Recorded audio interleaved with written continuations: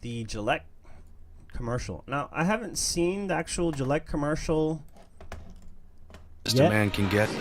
Like, I've just seen like the outcry about it and everything. And from what I understand, even without watching it, what I understand is that those who are for and against it both have a point. As they say, there's always two sides to every story. But let's watch it from the beginning, and you know, I haven't seen it before, so let's see. Let's see what I think about it after we watch the full thing right now. Okay. Bullying. The Me Too movement against sexual Toxic harassment. masculinity. Is this the best a man can get?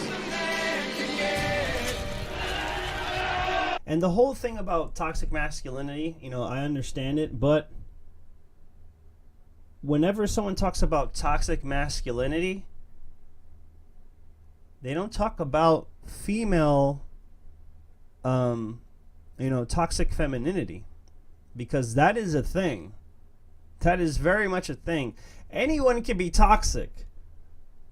So to kind of imply that only men can be toxic is already disingenuous. If you're going to talk about toxic masculinity, you need to talk about toxic femininity, or just generalize it to toxic humanity.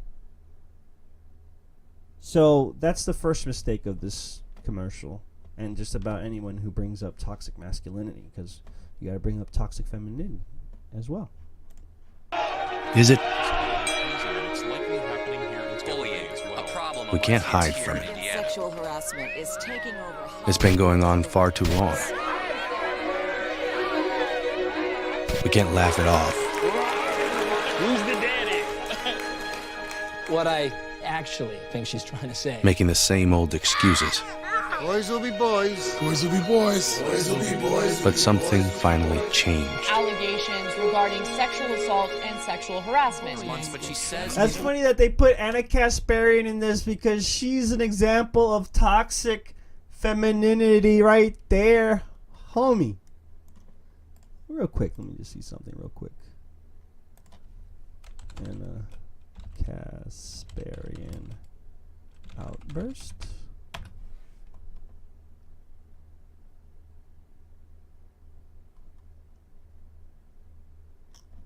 Oh, well, the one that comes to mind.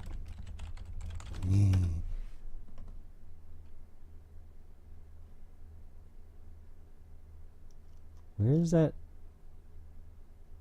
Okay, here it is. What, the Saudi Arabians aren't funny enough, you little jihad? Hey, first of all, let me explain something, all right? Bullshit. Hold on. We're against Saudi Arabia, you dumbass! We talk about that all the time! We talk about that all the time! No, shit! What do you think, the lizard people are in charge? No. Is that what you think? Hey, you're pissed because we're kicking your ass. Is that what you think? You're the anti-liberal and you're pissed. Bullshit! We're being nice here. You know what I care You're the about? one flipping out. I care about the American people. Good. You're the one flipping out. Anybody hurt anything? I'm not worried. Everybody get the fuck off my stage! Get out of here. Get out. She's right here. Thank you. You're the one that can't even. Hey, Alex, security's here. I got it. Thank you so much. All right, that is the craziest shit I've ever seen. They just- Oh, shut the fuck up, you loser. Stop. Hey, unless you're staff, clear their. Okay, I think now I'm looking for the part where she calls Alex Jones a fat bitch or something like that.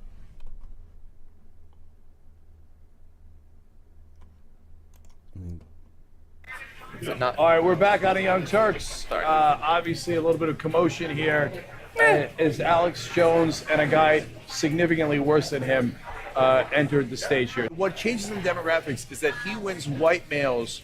Jones, how you doing? See you, man. You're looking sexy. All right. Hey, how's the revolution going? You guys starting the revolution? We are indeed, Alex. It's like one of the The revolution is funniest afoot. shits Welcome to the Young Turks. You know what's wrong with America is not? I am going to restore American democracy along with progressives and conservatives in this country. All right, well, I gotta tell you, I am really, really proud to be here with you. It's good to meet you in person. I don't think How are you guys doing? we're doing okay. You like all our Hillary for Prison shirts everywhere? No, I kind of despise it. What shirts are they? I haven't seen any of them. You haven't seen, oh my God, you didn't see me? I don't exist and you didn't see me. I'm not. All right, guys. Okay. Here, Look at this thing. I got a new shirt for you right here. It's rape. It's Bill Clinton says rape. Oh God, hide that immediately. That's the big no that Roger Stone's banned. All right, you want to take my show over? I'll take your show over. Go ahead. Okay, you know what? Who does this kind of shirt? First of all, a sick guy. Second of all, Bill Clinton's not a rapist, folks. No, you know who's accused in court papers. Come on. You know who's accused in court papers of being a rapist? Donald J. Trump. Donald Trump, Roger Stone. You know that. It's in court papers. Oh, yeah. And you're a sick dude, Roger Stone. Hey, I want to rant off with you right now. You assault me all the time. You never give me a chance to respond. Oh, yeah, I should give you a hatchet job. A job to respond. You're a sick man, Roger Stone. Roger, No, you're the world's biggest liar. Get him in there. Didn't you admit that you lied about Elliot Spitzer? right now. Didn't you already admit that, You're you not piece afraid of of him, crap? are you? You're not afraid of him. Get him in there. And first of all, Alex, this ain't your fucking show. I don't know. Okay? And Oh, so you're Roger, afraid to it debate surely him? ain't your fucking Are show. you afraid to debate him? Okay. Afraid? Are you kidding me? No. Oh man, where's the part? Oh, this is the Young Turks channel, so of course they wouldn't show. Damn, where's the part that he calls him a bitch?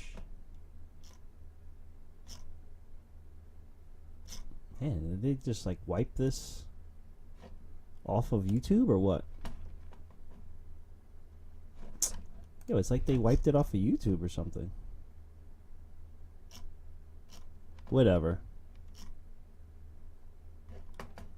Is it here? World's biggest liar. Didn't you admit that you lied about Elliot Spitzer? Get up here right now. Didn't you already admit that, you piece of crap? You piece of crap.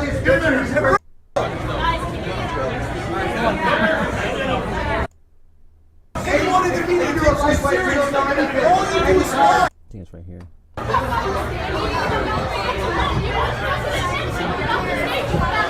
You fat fuck!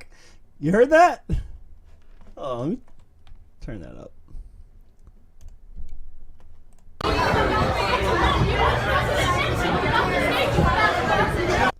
Eee!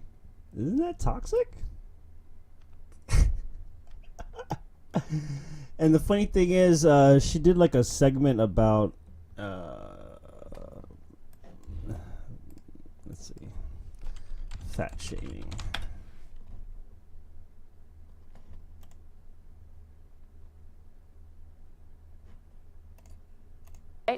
And he seems to be taking up a lot of room. In fact, I love how Anna's trying to be polite about it. Let's go to the picture. He seems to be taking up a lot of room. Hold on. Did she do like a... Let me see.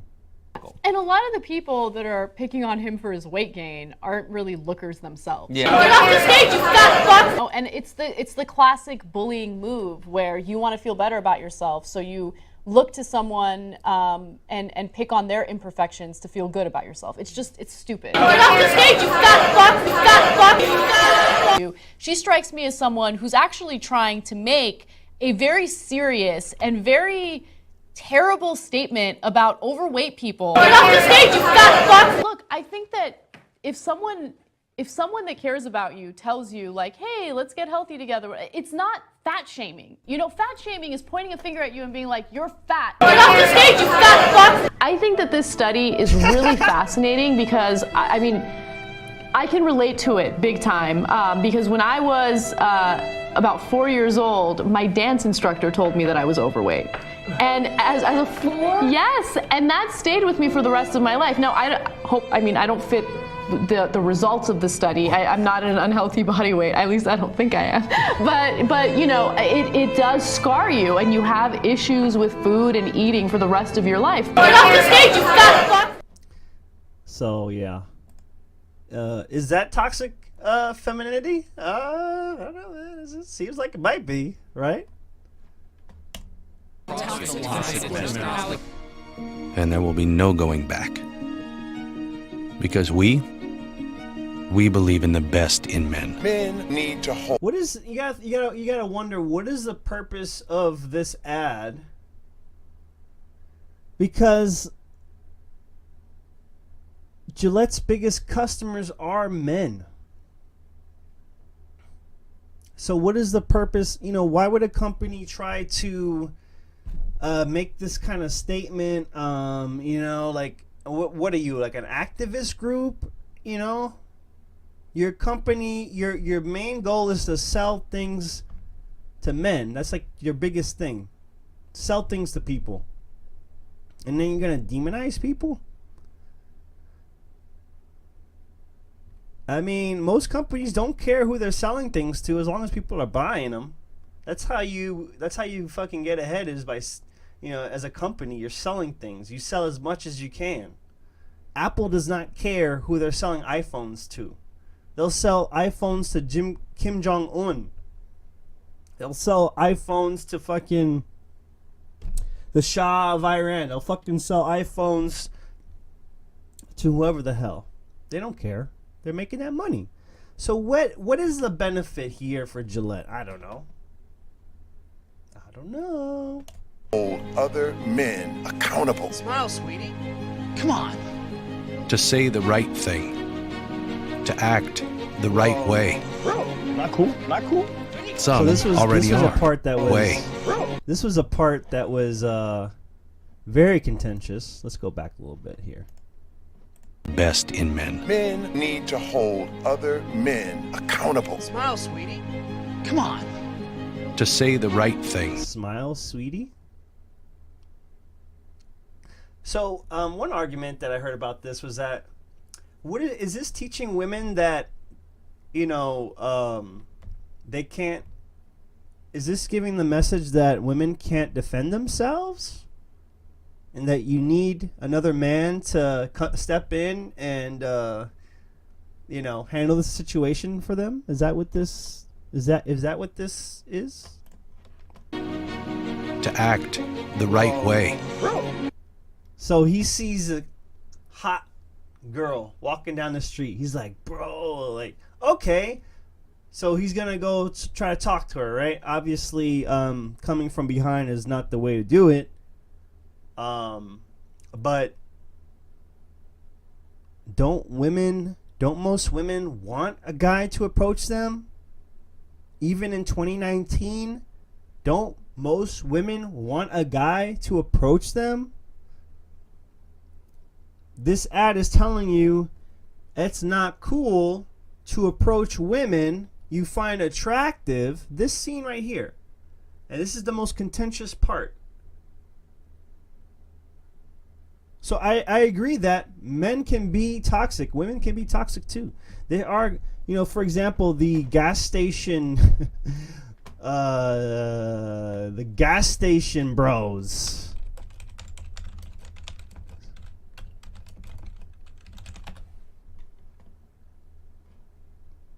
Oh shit, this is the exact same video that I was thinking about. We applying pressure around this motherfucker. Bitch definitely gonna get sweated around this motherfucker. Yeah, bitch, you came with a circle full of pimps. Bitch, you finna get it too, ho. Oh, the bitch made it through. I had seen this on Facebook, and like, this is a prime example of toxic masculinity. Just a bunch of guys like exhibiting predatory behavior, in a pack, fucking surrounding this woman. And one of the messed up things about it too is that she's just kind of just smiling and laughing along. The person who posted this on Facebook was arguing that, this is just a defense mechanism to get out of the way, to not upset these guys. And, that's understandable that, you're scared. You got to be scared, like, around all these dudes. Like, I would be scared around a bunch of dudes if they were all giving me their attention. Even as a guy, I'd be like, yo, what the fuck? Like this is too much. you know, but at the same time, you know, could she have handled it better? And I'm not trying to blame the victim, but I just don't think, in my mind, in my opinion, that I just don't think that smiling and laughing, thinking, you know, is giving the wrong signal. Because when someone smiles at you, it's a positive thing. You're like, oh, maybe what I'm doing is right. Maybe what I'm doing is, you know, nice. You know, maybe she's, you know, maybe I'll get that number or whatever. She made it through. She broke through the barrier. Hold on, ho. It's a. But at the same time, what these guys are doing are definitely wrong. I mean, you shouldn't even be hanging around a gas station anyway. What are these guys hanging around the gas station for? Do they even have a car? Does any of them even have a car? Or they just go there to buy the blunt wrap and chill? And like, this is nothing against black people or non-white people, because, you know, white guys can do the same thing and have done the same thing. We're talking about men and women here. Pressure being applied around here. It's a real pimping though, bitch. Oh, the hoe act like she never been called a bitch before, huh?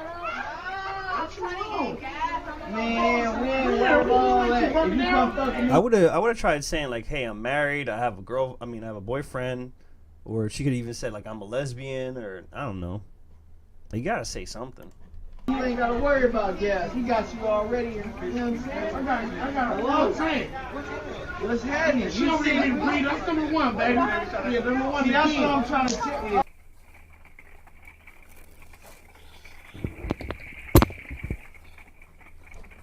All right. And there's a part 2 where they actually are sitting on her car and like basically stopping her from leaving. You know, I almost forgot to respond to this because I've been pushing it aside because I found this very aggravating and very frustrating. But you all wanted my response to this. The very first time that I saw this, the only thought that kept coming to my mind is, this is why they spray you down in the street like roaches. This is why right there. But you know what? I decided to come at it from a different standpoint. And first, let me give my intro. I'm Tanya TKO. I'm a self-love specialist from TanyaTKO.com. I help you learn to love yourself and each other. Let's jump into this video. Let me ask you all this question, because you all want to know what my point of view on this is. I want men to come forward and speak up. God darn it, speak up. You know, it's like men are constantly like, oh, stop bashing us. Oh, you're ragging on us. Oh, Tanya, you're not like men. Oh! But I want to know, you want to know what I have to say? I want to know what men have to say about this. Brothers, please come forward and speak up with how you feel about this situation. Let the sisters hear you speak. Please. I have so many questions, so let me ask some of the questions that I have. Okay. One of the things that... Well, I can say, you know, one of the things that's probably, you know, that's influenced this kind of behavior is that, you know, a lot of those guys, probably most of those guys, did not grow up around their father, you know, and it sounds like I'm being stereotyping or being racist, but that's like a common, well-known thing in the black community, is because of our criminal justice system, you know, because of the way things are stacked up against non-white people historically, especially, you know, if you look at the 80s with those drug policies and just like, oh man, like, you know, just racism and things like that, you know, it's way bigger struggle.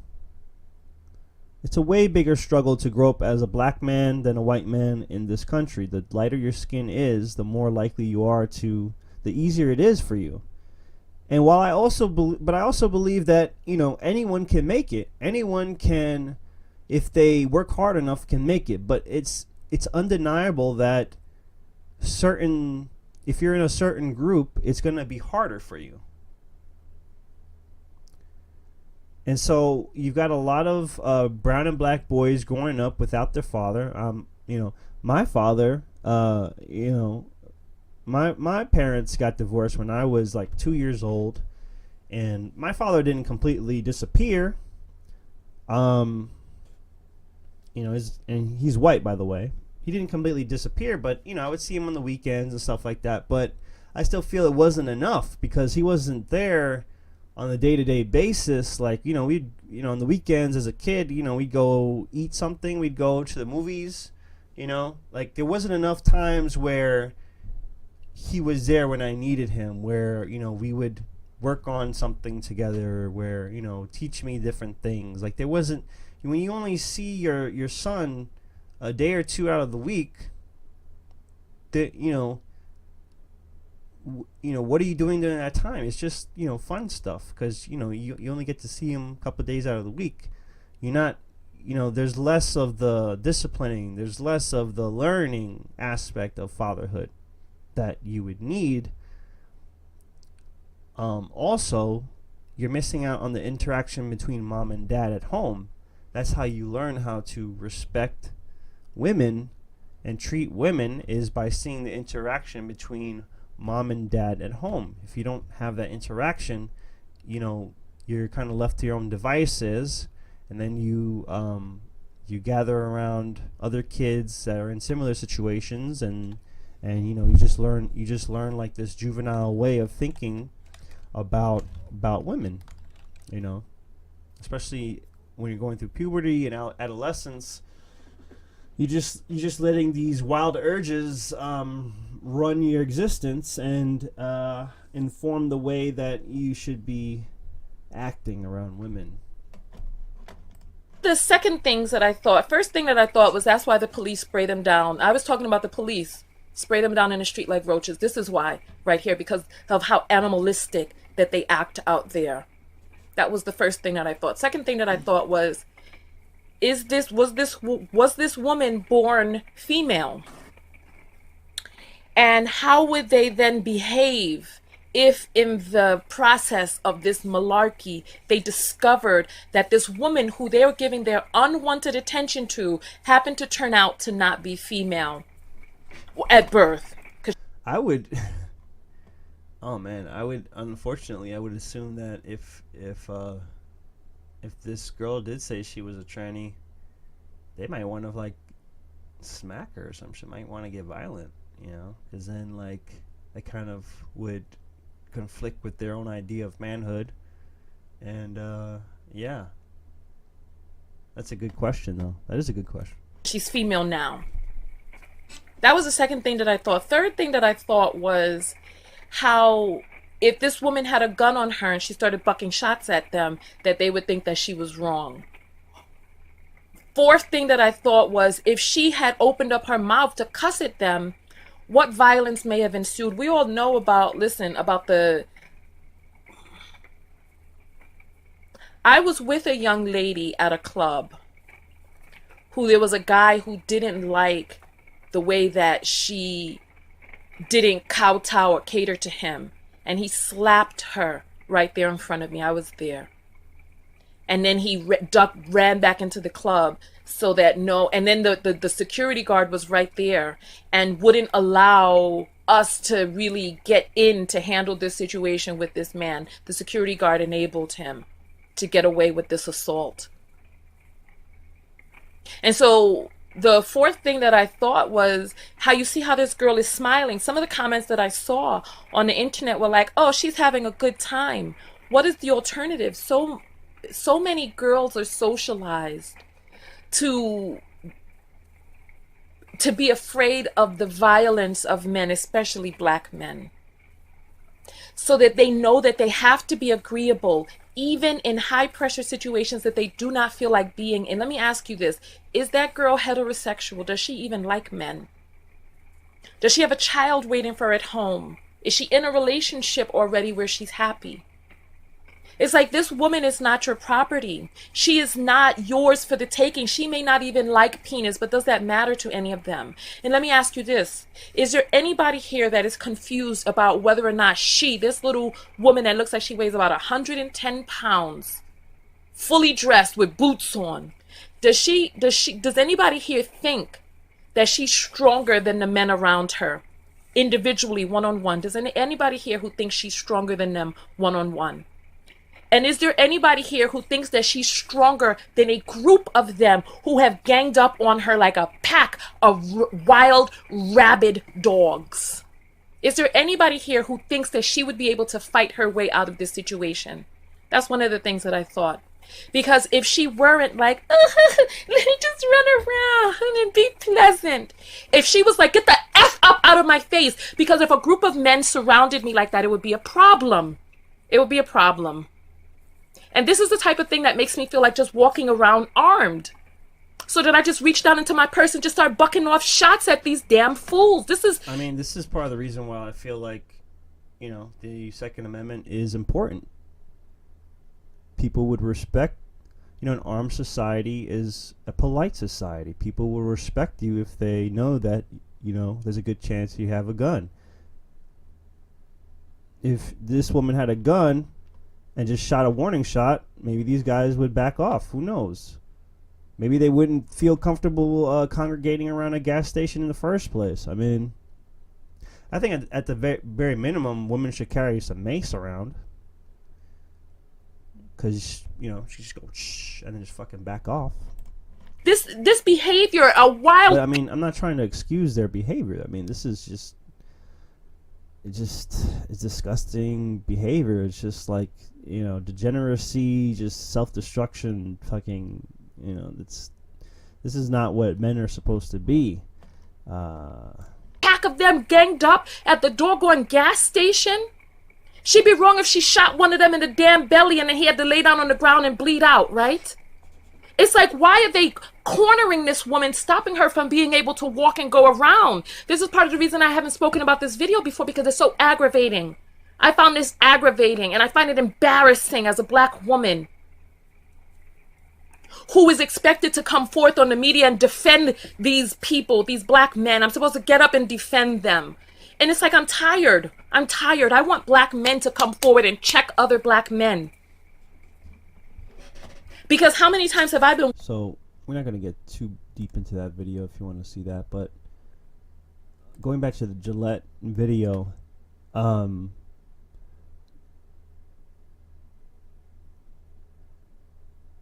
so, in this shot, he sees the girl walking by, and he's just like, hey. Way. So, this guy physically touches this guy to hold him back. I don't know. Are they friends? It would seem that they are friends. But does this give the message that maybe it's okay for one guy to hold back another guy, like if they don't know each other?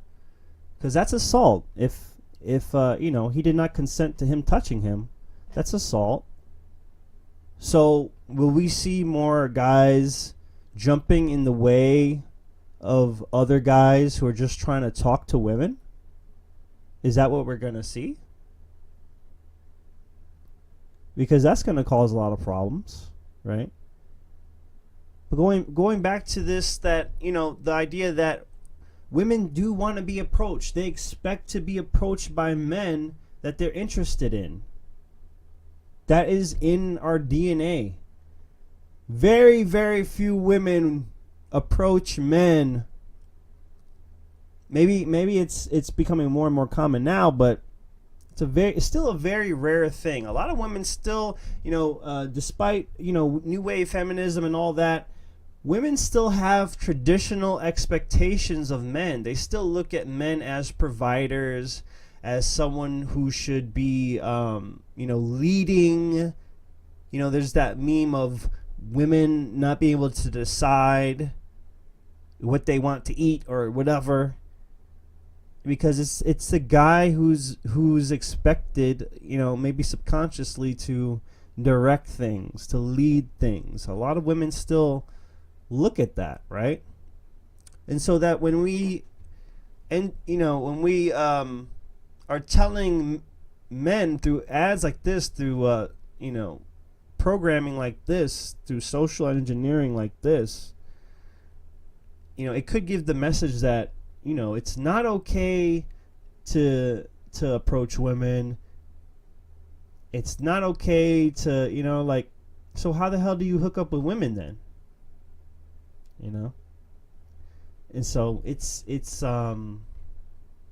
Gillette was a little bit sloppy in this message here. So, you know, some of the things, you know, like the earlier parts about bullying and stuff, it's like, okay, I understand. But this right here has been like the most contentious one right there. The most contentious part. It's mixing in facts with lies. Going back to that theme of what's going on now in society, where, you know, with the meme culture and just the way things are marketed now, it's like you taking, you know, extremes, you're putting it together, lies and facts, and it's just, you know, what are you left to believe? Not cool. Not cool. Some already are. In ways big Yo, men, and small. I am strong. But some is not enough. It's not how we treat each other, okay? Okay. Because the boys watching today will be the men of tomorrow. So I think overall,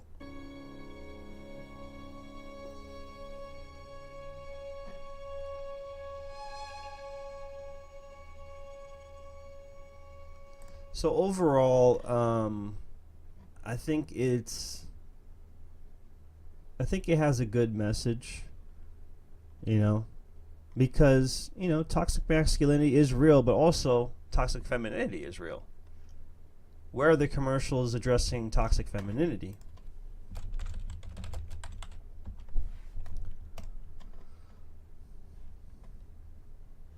What is this? Bullying. The Me Too movement against sexual Toxic harassment. masculinity. Is this the best a man can get? Is it? We can't hide from it. Hello ladies. It's time for us to take a look in the mirror. This is what toxic femininity looks like to others.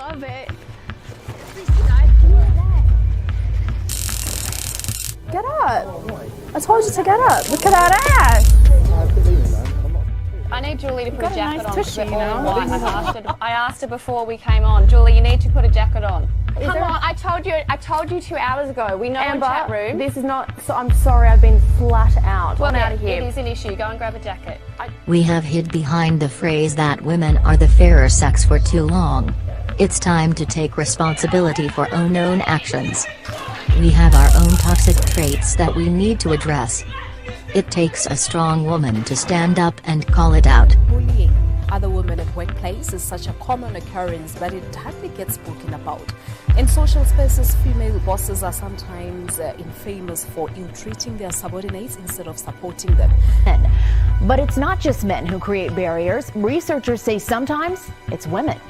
A 2012 George Mason University study showed when a workplace has few women, those women help each other less. Women are less supportive of other women.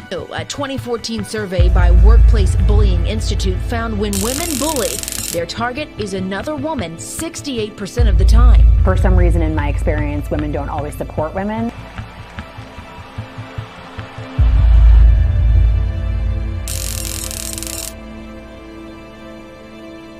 We laugh at others for how they look. Fat shaming is not a thing. Fat people made that up. Should you be in here? You shouldn't even be in here, mate. Why don't you just leave now? Do yourself a favour. If you're so fat already.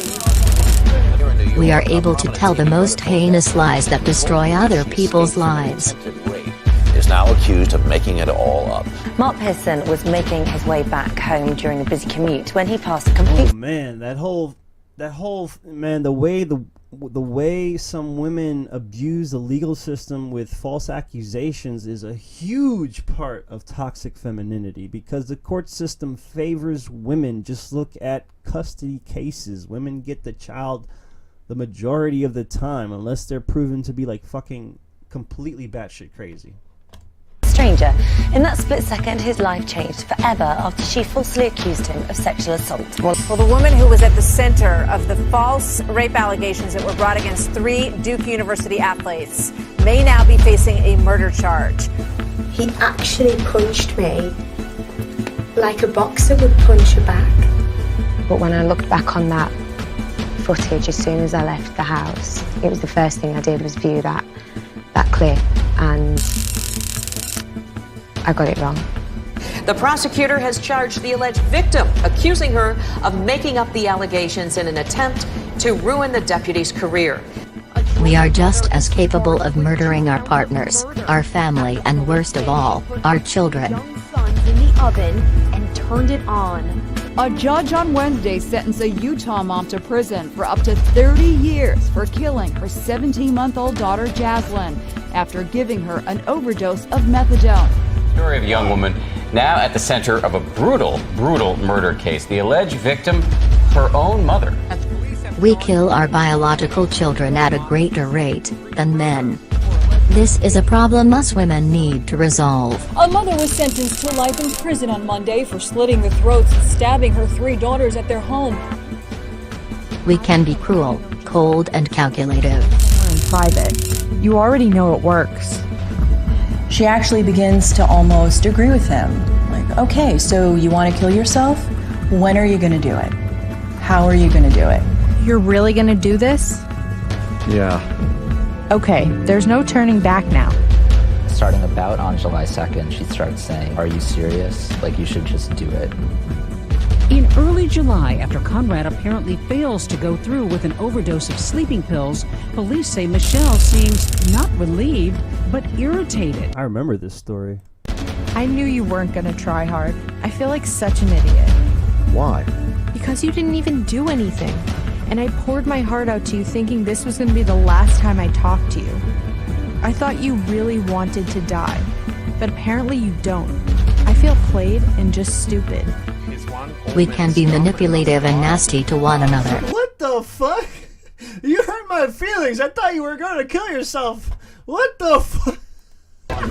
Well, just on the topic of sort of online abuse that women receive, I receive a lot of it too. 75% of it, I would say, comes from women who are feminists, and quite a few from you. Plenty, I believe, over a 2-month period. It wasn't just February 6th when I was on Q&A. It went on for a little while. So that it got particularly bad in March over an article that I wrote about the late great Bill Leak, where you set your 70,000 Twitter followers on me along with Dee Madigan and made comments on everything, to my appearance, to my upbringing. We are just as capable of starting wars, and we send our husbands, brothers, and sons off to fight them. British sovereign territory has been invaded by a foreign power. It is a government's objective to see that the islands are freed from occupation and are returned to British administration at the earliest possible moment. We laugh at those who have suffered similar pain as we have. A 3-story flat, and I've had to jump off a 3-story balcony. I ripped all my back, all my legs, still not, and I ended up in hospital, because she won't let me out of the house. It's not funny though. Can I tell you why it's not funny? I don't want to upset any of the audience because I completely appreciate the fact that you're here, but I'll tell you why I don't think you should laugh. If this was the other way around and a woman was sat here and a bloke had locked her in a flat and she had to jump out and injured herself, you lot would not be laughing. You would be saying, he's a complete nightmare, he should be locked up and that's disgraceful. But somehow, if it happens to a bloke, that's funny. That's not funny, is it? That, that is a good point in that, people are less hesitant to give men sympathy, they're more hesitant to give men sympathy, more likely to, to not take their feelings seriously, because that's just been part of the societal culture, that men don't have emotions, that they don't cry, that but we have emotions just like everybody else. We have our own problems. Good women need to stand up and call bad behaviors out. We need to learn to be better people ourselves before we judge others. Are we really being the best we can be? I feel we can be better.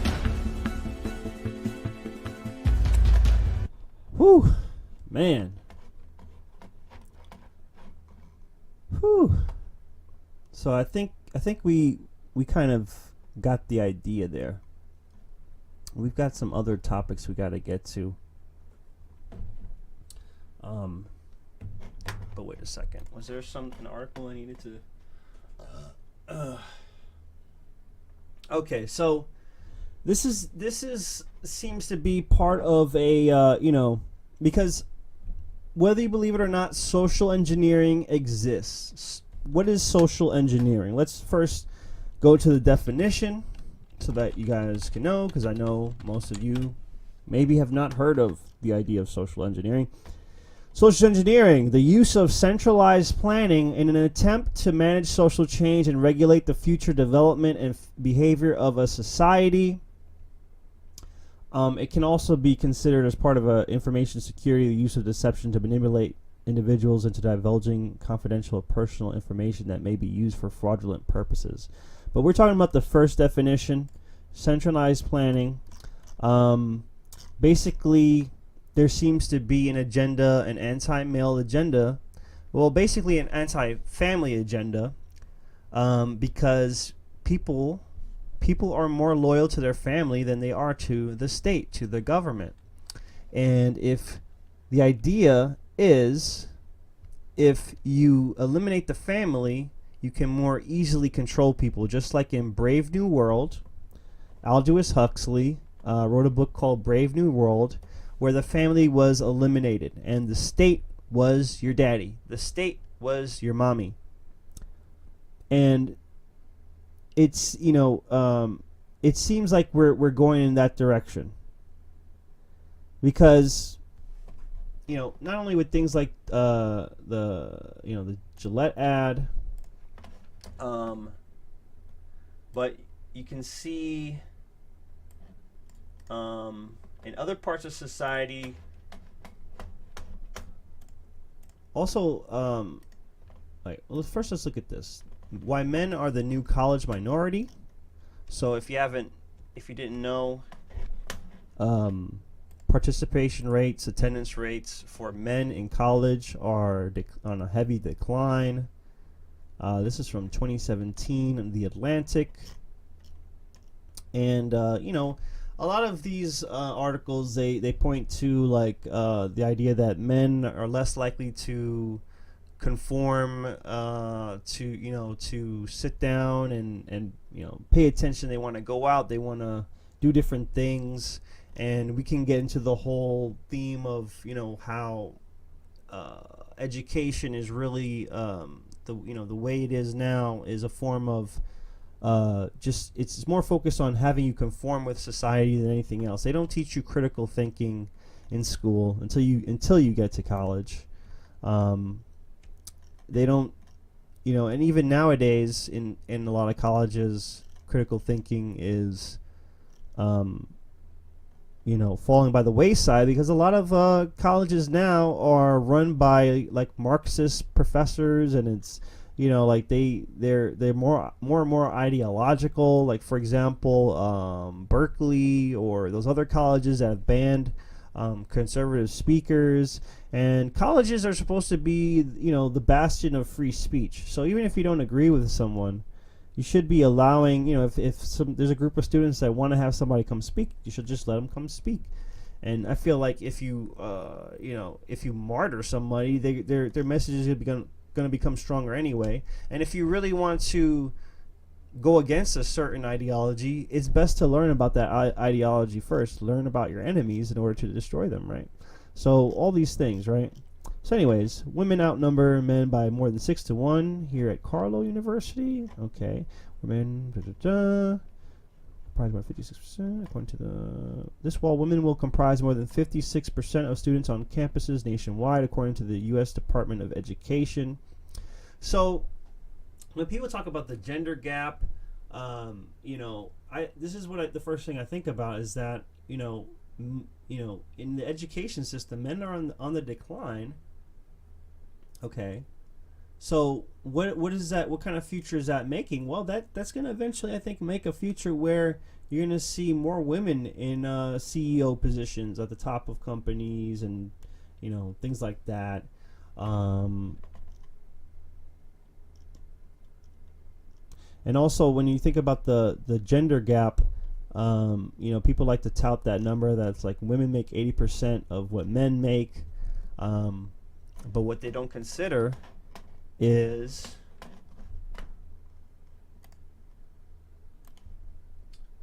that men work more hours than women. And, women go on maternity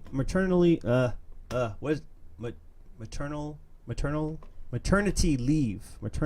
Sorry, I've been talking for almost 2 hours straight already. Okay, so men say they work more than women. Here's the truth. Another year. Makes the annual report, which breaks down collecting name, devoting more life to paid labor. Also, men work more dangerous jobs, and dangerous jobs tend to pay more. Let's see. Also, Vox says that it's more of a child penalty, the gender gap. True cause of the gender wage gap is really a child care penalty. Even in Denmark, so it's not just something in the United States, also in Denmark as well. And it's hard for a company to say, okay, we're going to pay you maternity leave, because it's expensive. I mean, not every company can afford that, especially small businesses. And more women do childcare and like do more work at home and things like that. So anyways, it's a complicated issue. A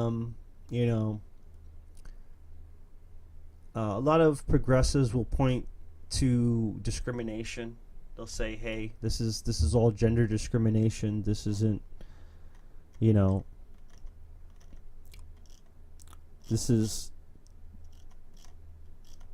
they won't look at this other data here.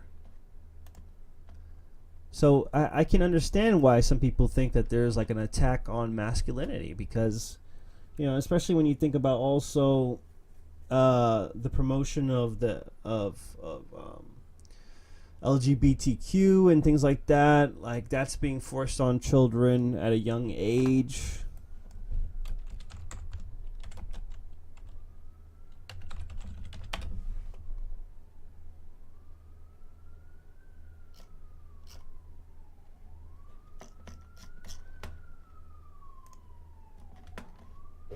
A family can We be got this famous, these videos of drag, men in drag, reading bedtime, made up children's stories. in many different ways. It's called SOGI, for Sexual Orientation and Gender Identification, a curriculum that teaches public school students across Canada to celebrate the homosexual lifestyle and that gender is fluid. In other words, your gender is not dependent on what parts you were born with, but rather what you feel like. So, I don't think this kind of stuff should be taught to kids. I think this is something that might confuse kids. They might, think like, oh, like maybe I'm really a girl, and then like when they're, in their 30s, they realize, oh man, I made a huge mistake. And we'll look at definitely a video of transgender who've changed their mind later in their life. In the moment.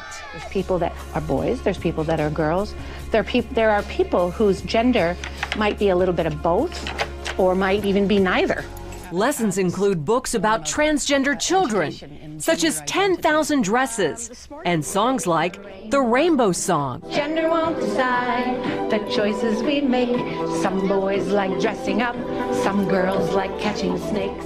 The SOGI curriculum started in British Columbia in 2016 and is quickly spreading throughout Canada. I just thought, who decided that this was okay to teach our children? Author and inspirational speaker Laura Lynn Tyler Thompson is a leading voice against the SOGI curriculum. And we are seeing the results of that now, because some kids are reacting very emotionally and saying, and they're in fear. Will I be You know, will I suddenly struggle with feeling like a different gender inside of my body? Carrie Simpson of Culture Guard, another leading opponent, calls the curriculum nothing short of child abuse. All those beautiful qualities that make young girls, beautiful girls and women, are being basically vilified. The things that make our boys boys are being, taken from them. So things of equating young men to being strong protectors is something that's now evil. But Morgan Auger, a transsexual and supporter, claims it's about acceptance, not indoctrination. The idea is to teach kids that there are gay kids and there are trans kids and there are trans parents and gay parents in our society, and everybody's wanted and desired. After all, that's what our Human Rights Code says, and it's the role of schools to teach the following of our laws, right? Simpson disagrees, saying she sees Soji's real goal as altering our culture from a heteronormative society into one where anything goes, no boundaries, no values, no morals. It's a hedonistic cult, basically, what they're implying. Another blaring example, drag queen story time. It's happening in Canada and America, where some public schools and libraries invite drag queens, some dressed like horned demons, to read to young children. And it's a social deconstructionist agenda. They're using children, little 5-year-olds, to accomplish this. And parents are waking up and saying no. When asked about parents' rights, Auger says, well, actually, in Canada, parents' rights are limited and children's rights are put ahead. So the child has the right to be protected from the parents when the parents behave badly. Canada is known as one of the most gay-friendly countries in the world. So in other words, parents have less power than the state, or state has more power than usual over your kids. And that's a big goal of, oh man, what was that lady's name? I'm sure it'll come up. She lost her show or whatever.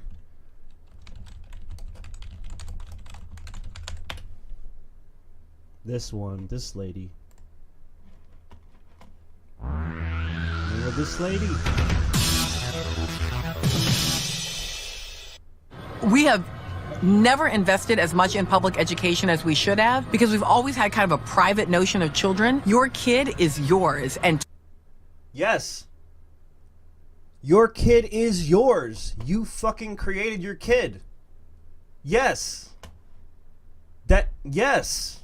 They don't belong to anyone else. You see what I mean?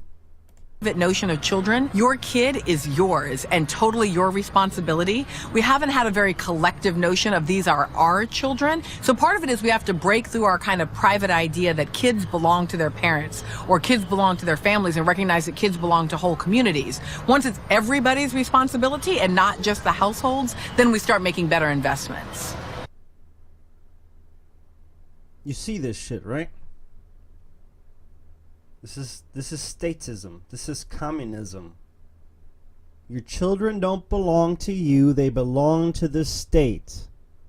Melissa Harris Perry, statist. World, with many of their largest cities featuring their own gay villages, like here in Vancouver, which has literally rolled out the Rainbow Road. And rainbows and all this colorful stuff is very attractive to kids. You know, kids like candy and things like that. Things are bright colors. Is it a coincidence that those, is that a coincidence? Gays like village resident Davey DiCarlo support Soji and limiting parental rights. The change that we have to see is sometimes the parents. And the kids are doing actually really okay. This is very scary stuff. Longtime Vancouver area pastor Kevin Kavanaugh says this is far more serious than most Canadian Christians realize. Our problem is not the teachers, the educators, the administrators. This is a battle in the heavenlies. He says Satan is going after their most vulnerable, the children.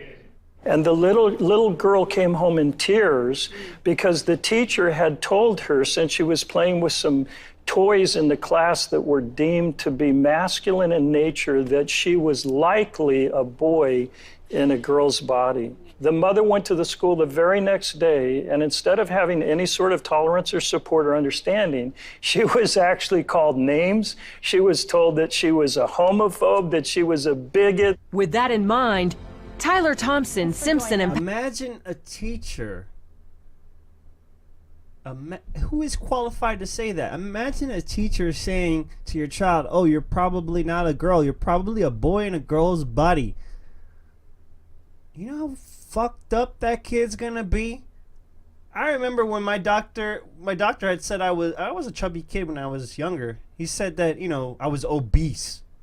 Like medically obese. I wasn't even that fat. I was chubby. But I wasn't like fucking obese, dude.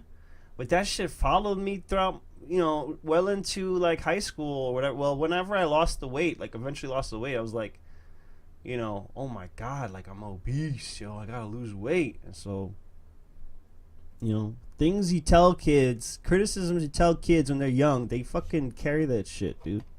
Pastor Kevin are spreading their message across social media and in town hall meetings. The pro-gay backlash has been fierce. And the hatred and the anger and the bullying that came against us, even though we said, we love you, we don't take from you the opportunity and the freedom to live as you choose. We love you, but we do not agree with you. Pastor Kevin believes Canadian Christians are in a 2 Chronicles 20 moment. The word was this battle is not yours, Jehoshaphat. This battle is the Lord's. And the church is beginning to prepare for what it takes to fight for our kids. The battle between an aggressive homosexual agenda and the faith community here in Canada is far from over. But many Christian leaders say it may be the issue that causes a once sleeping church to rise up and be heard. Wendy Griffith, CBN News, Vancouver. That's so crazy. Hold on.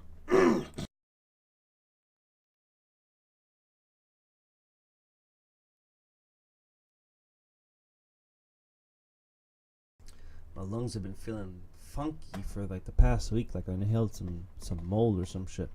Anyways,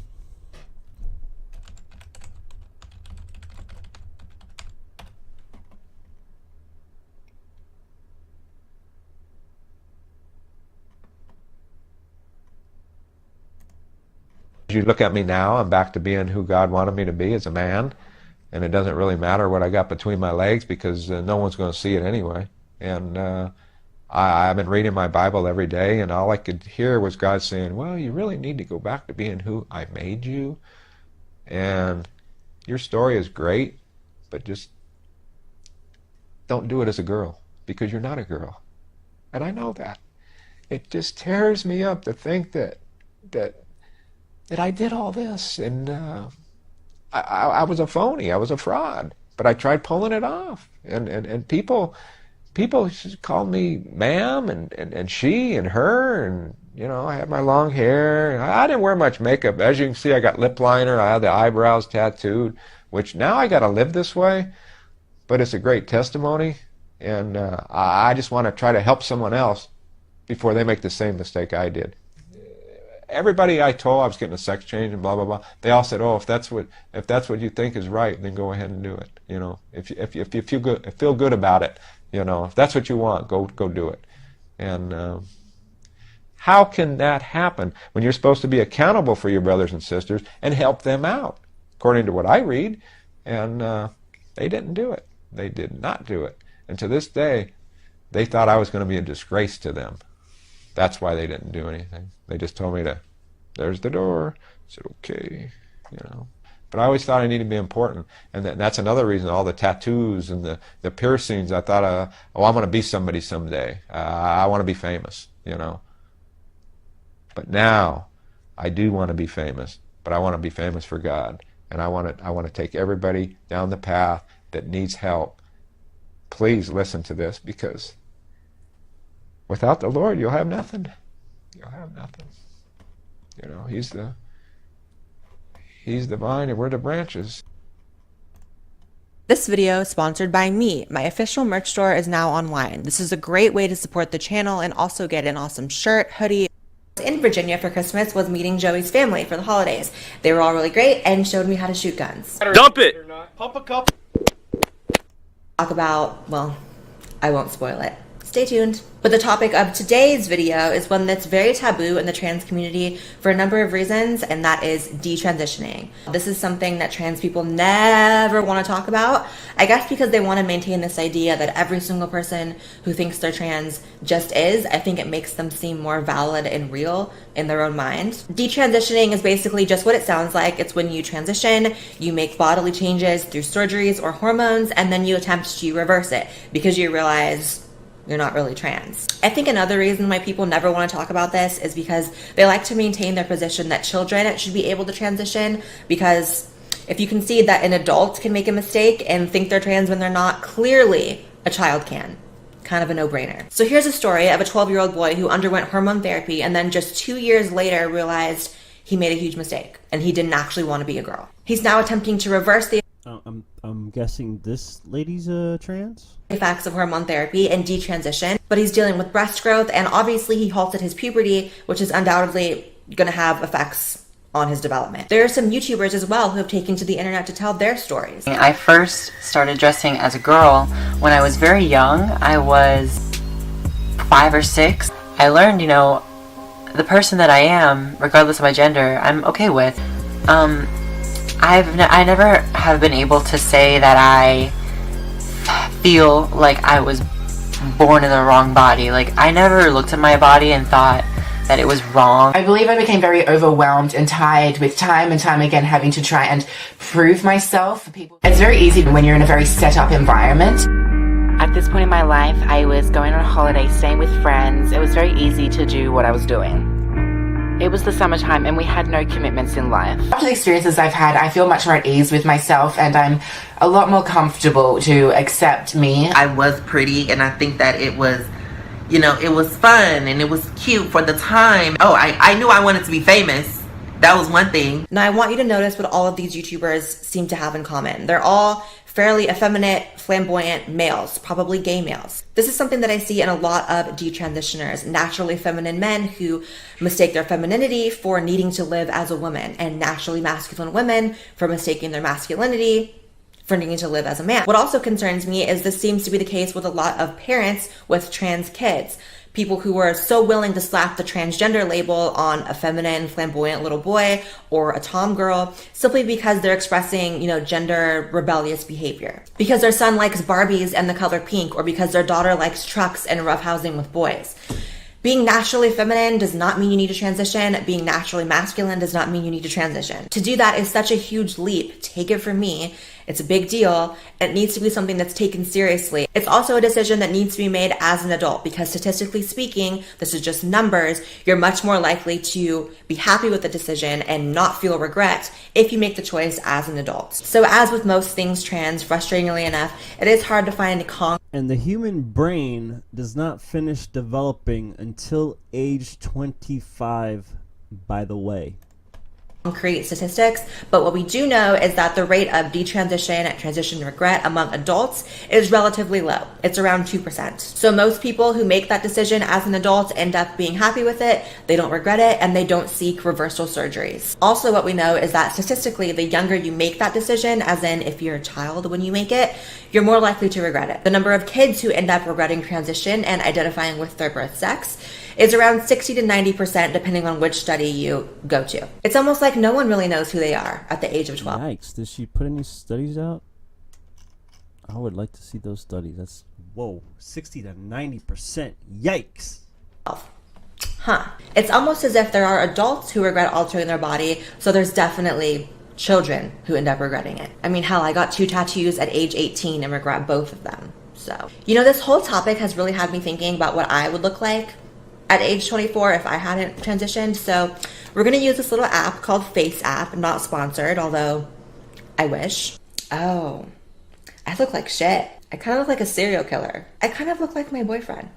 Joseph! Come look at this. Look at what? Babe, stop doing things like this. The fact is, the choice to transition is one that affects the rest of your life, every area of your life, and in ways that you can't even anticipate or really plan for. There are some people who treat it as a fad, as a political statement, and glamorize and sensationalize it, but that's not real life. Now, just for a little personal story to throw into this, I once knew a person who was transitioning from male to female. This person was a couple years younger than me, and this person was an online friend. I was kind of acting as a mentor to this person who was struggling with being trans, struggling with transition, and because I had already started, I kind of was informing them on what to expect, how to deal with it, and just being sort of a guide on the roadmap to being trans for this person. Now, after about a few months of trying to help this person with their transition, they went dark. They stopped talking to me. They completely fell off the face of the earth. And then about a year later, I got a message from them saying that they appreciate all the help that I gave them at the time, but they're no longer transitioning and they realized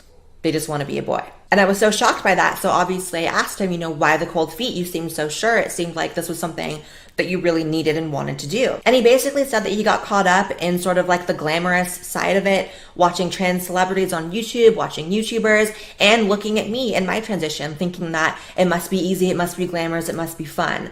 That is the absolute wrong mindset. So he was now detransitioning and, like the other person, dealing with breast growth and erectile dysfunction. Word of caution, don't play with your life. Don't play with your body. Don't play with your future. And all of that to say, for some people, it's the absolute right decision. For me, it was the right decision. I'm extremely happy. Transition opened up my life in so many ways, and it just made sense. But you have to be sure. And when I say sure, I mean some real deep soul searching type of sure, some real therapy type of sure. So I know when I come on YouTube and when I'm doing all my antics online, it seems very much like, very happy and frilly and easy, but the road to get here was not that. So if that's the case for anyone out there, I'm here to correct you and let you know that it's not easy. Does this look fun to you? I feel like I'm on Scared Straight or something. And that's about all I got for this topic, you guys. Peace out until next time. But just so you guys know, I will be sticking to a very strict uploading schedule for 2018. I'll be uploading once a week, if not more, every single week. That's my resolution for the new year. And that was Blair White. Interesting. I'm going to subscribe, and because I've never ever seen a transgendered person actually give this warning out and break it down like that. That's very interesting. Pretty much just said my point for me, which is great because I can just move on to the next topic.